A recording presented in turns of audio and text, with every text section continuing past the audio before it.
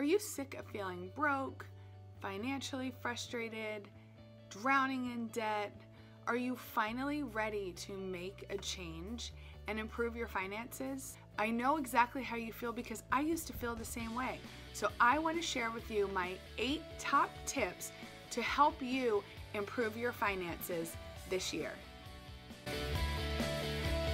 Hey guys, welcome back to my channel. My name is Kristin. I'm a blogger at lifeisstones.com where we share our personal financial journey to help you budget your best life.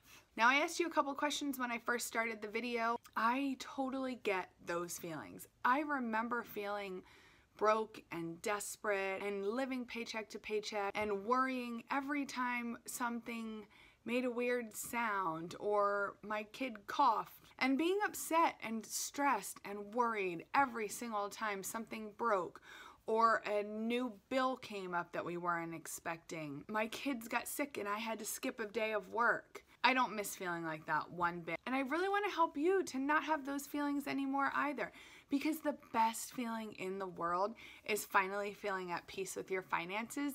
And I know it seems hard to get rid of financial stress, but it is totally possible. So let's jump right in and get started with the tips. Tip number 1 is to take your financial inventory.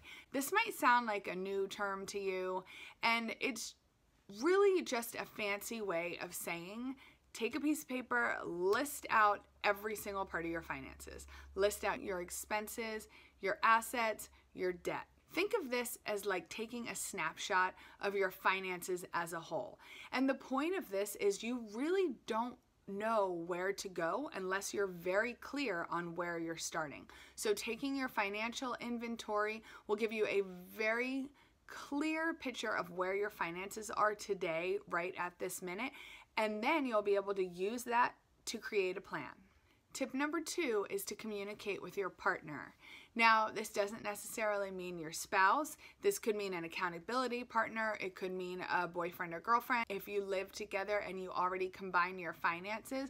But it's very important that you have somebody else to communicate with. If you are married or are combining finances, it's very important that you guys are doing this together as a team. It's very difficult for one of you to be on one path financially and the other to be on another path. And I know it can be hard to get your spouse or your partner on board, but trust me, working together is essential, not only just to be sure that you reach your goals, but so you can be there for one another, to support one another, because fixing your finances can be really tough, and you're really going to need somebody else to lean on, to run ideas by, work together, and really attack those goals.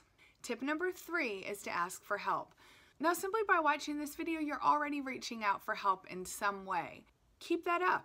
Search for more videos on YouTube. I have a whole bunch of videos talking about improving your finances, paying off debt, budgeting, and I'll list some of those down below in the description box.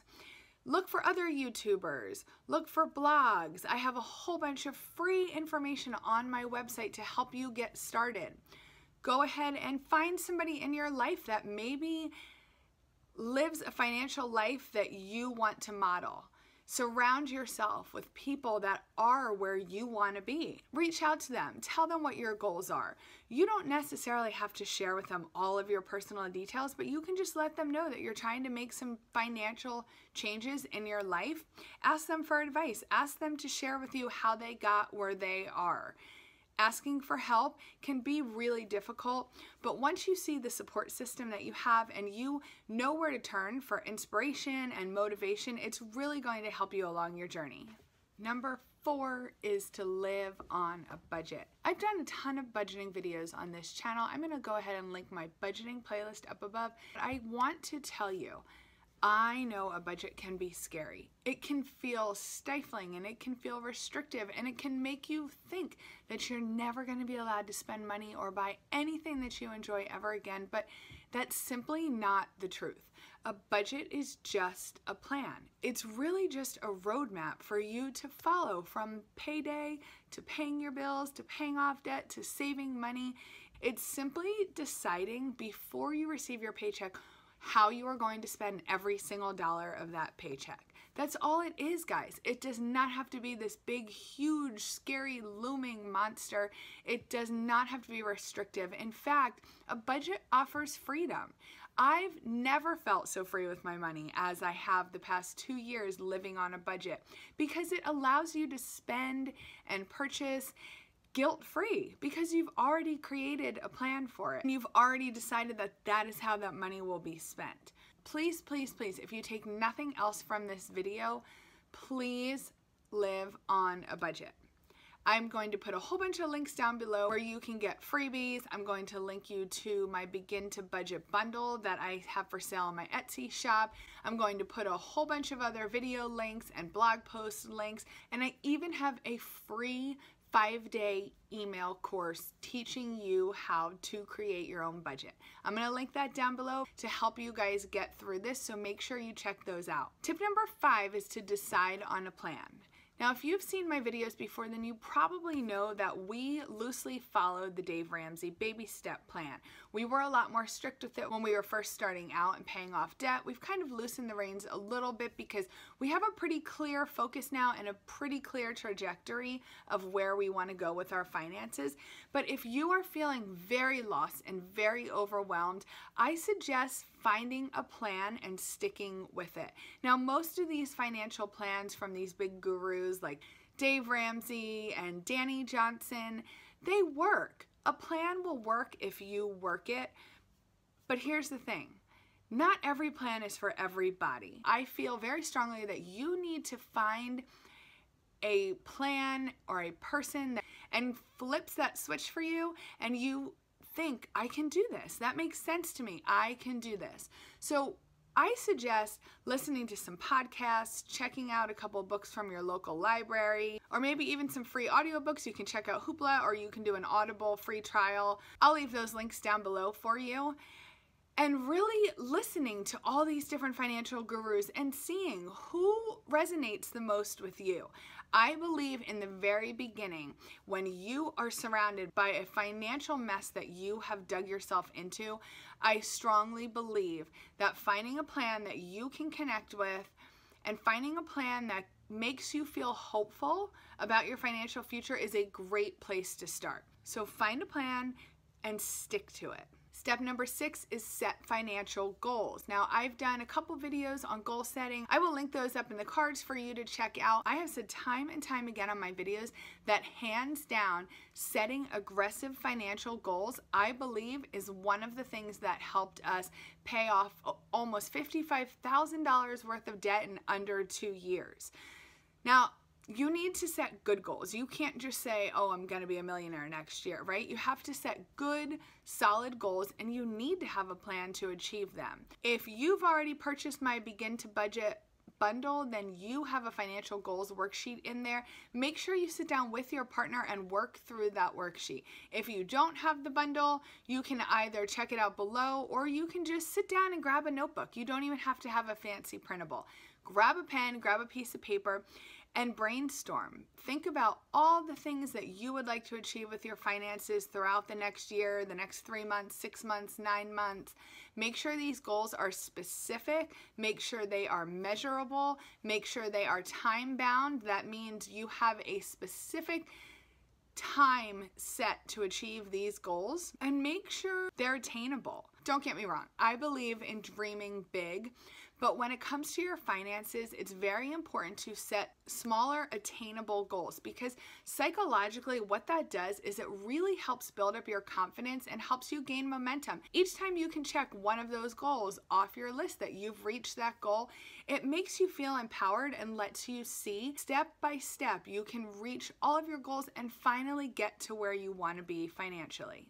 Step number 7 is monitor your progress. Now, this ties in really closely with step number 6, but once you set these goals, it is imperative to monitor your progress along the way. You have to have a good idea of where you're going, if you're on track with your goals, and if you find yourself off track, you need to be able to pivot and get yourself back on track, or you're not going to achieve the goals that you've set for yourself. Monitoring your progress can be just as simple as sitting down and reviewing your goals for 5 minutes each day, half an hour each week, an hour each month. See how far you've come, see if you want to change your goals, modify them in some way, or maybe if you want to set new goals altogether. It can also be as simple as hanging up or starting some sort of debt tracker or savings tracker. You can actually get a savings tracker for free on my website. I'll leave that link down below, or you can create your own. Just grab a bullet journal or some graph paper and sketch out a picture that you can fill in a certain amount as you go and really see your progress along the way. I promise you, you'll find it super motivating.